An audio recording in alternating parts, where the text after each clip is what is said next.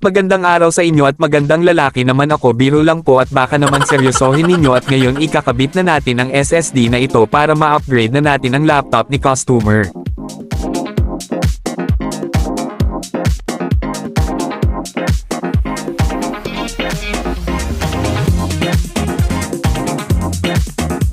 At pagkatapos nito ay atin nang ibabalik ang cover niya para ma-set up na natin ang panibago niyang operating system. Ang gamit niya nga pala ay naka Windows 10 siya.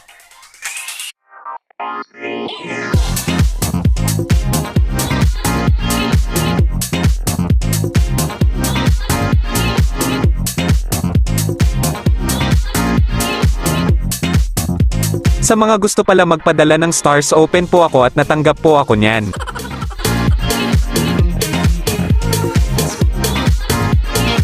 At kung hindi ka pa naka-follow, baka naman